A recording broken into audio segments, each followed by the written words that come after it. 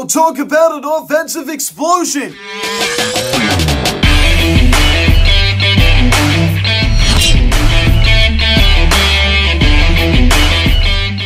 Yo, what is going on, everybody? Welcome to the Phillies Hot Stove Media Jury Camp this afternoon's game between the Phillies and the Atlanta Braves as the Phillies defeat the Braves by a final score of 9-1 as they have taken the third game of this National League Division Series as they are now one win away from advancing on to the National League Championship Series. We've still got a long way to go. Now, guys, before I get into this video, please subscribe if you haven't done yet. Please turn on the bell. Please like this video, comment on this video, share this video, and let's get into this. So how about that? Rhys Hoskins woke up at the plate today, right? And his defense is still a problem, but that's a whole other story. But slamming down the bat. That was one of the most exciting home runs I've seen since being a Phillies fan. I mean, that was just incredible. That ball was absolutely destroyed. Bryce Harper joins on the action today, ladies and gentlemen, with a two-run shot to right center. He also just missed, hitting a second run of the game on a deep fly ball to left center. That would be an RBI double. So this was one heck of a showing here by the Phillies here this afternoon. Wonderful job. And of course, if it wasn't for Rhys Hoskins dropping a routine throw to first on that potential double play, then we would have won 9-0. We would have shut out the Atlanta Braves. But you know what? It is what it is. I mean, this is still one heck of a win as we now lead the series 2-1. One more win. Of course, Noah Syndergaard Thor's on the mound for the Phils. Tomorrow afternoon, we're going against the guy, Charlie Morton, the guy that we've done very well against. Especially since he's joined the Atlanta Braves. So I feel pretty good, but this series is still far from over. We have to make sure that we're keeping things in check. This is in no way over. Now, the Phillies fans were having a good time there at the bank, doing the the chop, it's just, usually the fans do at, Truist Park, and of course the Braves fans do that. So this is a little troll to the Atlanta Braves. I mean, that's friendly. That's just funny. I mean, I did it on my story with me just doing the, Atlanta Braves chop. I mean, it's just funny. But I mean, we still got a long way to go. Braves could easily win the next two games. We have to be prepared for that. But still, I mean, there's just the fact that the Phillies put up this much fight against the Atlanta Braves, and if the Braves are going to win the series, they're going to have to win it in 5 games. And if they do, I'll be very disappointed, but I'll be proud of this team for not going down easy. You know what I mean? I'm really, really proud of them for that, and hopefully we can experience so much more. All we have to do is just win one in the next 2 games. Of course, we want to win tomorrow. That is our best chance. We're at home once again. We have momentum. We're going against a guy we've done very well against. I mean, of course, am I a little worried about Noah Syndergaard? Yes, a little bit. But I mean, he's pitched in a couple of big games before. He was very good in that 2016 NL wildcard game against the San Francisco Giants, when he was a member of the New York Mets. But that's when he was, his old self, right? I mean, when he was hitting in the high 90s with his fastball, he's not that guy anymore. It's a totally different pitcher. So I don't know. He did very well against the rinky-dink Washington Nationals, but it's going to be very interesting to see how he does against the defending World Series champion Atlanta Braves. It's going to be very, very interesting to see. Hopefully he can get the job done, and we can just take care of business tomorrow. But I mean, Atlanta Braves are going to be coming out hacking. They're going to be very aggressive. They have a fight for the dramatic. So as I say before, I'm going to say it again for like the millionth time. This series is far from over. This is no way done. But just the way that the Phillies has smacked down on these Braves, I mean, it was a laugher. This was a laugher. The Phillies absolutely destroyed the Atlanta Braves here this afternoon. It was absolutely incredible. As we get the scoring summary here in the bottom of the third inning, Bryson Stott got it all started as he doubles on a line drive to right field. Brandon Marsh comes around and scores. That was Stott's first double of the postseason, and it's 1-0 Philadelphia. So Bryson Stott delivers. Big hit right there. Of course, Brandon Marsh advances up the third. I mean, a terrible throw on the pickoff attempt from Spencer Strider over to Matt Olson, and not a good throw to third to Austin Riley, as they would have gotten Brandon Marsh on a good throw, but Marsh was able to get in there. Fantastic job by Brandon Marsh. Very heads-up play, and of course, it cost the Braves a run. So 1-0 Philadelphia. And if we pick it up here in the same inning, Rhys Hoskins with his biggest hit of his career. I mean, it has to be. I mean, first of all, I think the Grand Slam opening day 2019 was pretty big. It'd be like the only one walk-off hit he's gotten in his whole career. But this is it. This is the biggest hit he's had in his whole career. 100%. Nothing can be parallel to this. as he homers on a deep fly ball to left field way back there. That ball got out of there in a hurry. A 3-run blast. It scores Bryson Stott and Kyle Schwarber. Hoskins' first home run of the postseason, first home run of his postseason career. 4-0 Philadelphia. I never seen such an energetic ballpark in my life. It just feels weird. This feels like a dream. Something we didn't even think would even happen. I mean, the Philadelphia Phillies in the playoffs, first time since 2011. You didn't think they'd make it this far. You didn't even think they'd even make it in, period. Especially that horrible last week they had. I mean, getting swept out of the Cubs. Boy, oh boy, what a turn of events. So 4-0 Philadelphia. Rhys Hoskins, how about that? Of course, I'm going to get to his defense a little bit later, but that was just incredible. That ball was destroyed. You know, we pick it up here in the same inning. Bryce Harper, the reigning NL MVP. Homers on a deep fly ball to right center field. I mean, that ball was a towering shot, unlike Rhys Hoskins, which was more of a line drive. A 2-run blast that also scores from JT, and it's now 6-0 Philadelphia. So at that point in the ball game, if you're a Braves fan, it feels like a loss. Feels like a loss. I mean, of course, this game still wasn't over. I mean, the Braves can come back and storm back and, you know, score 1 and 6, you know, just like that.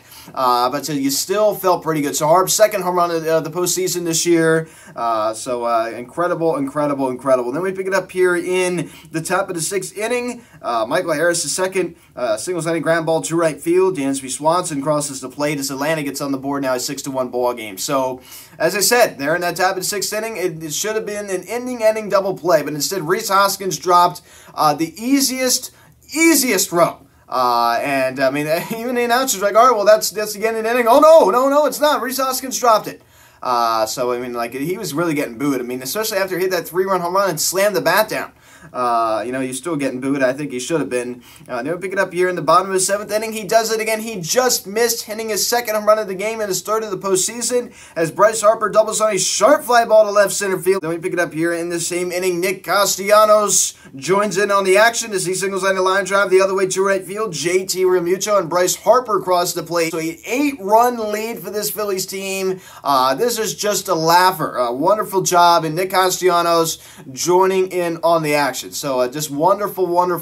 This was just such a fun game to watch. Kyle Schwarber out of the leadoff spot finally collects his first hit of the 2022 postseason as he singled.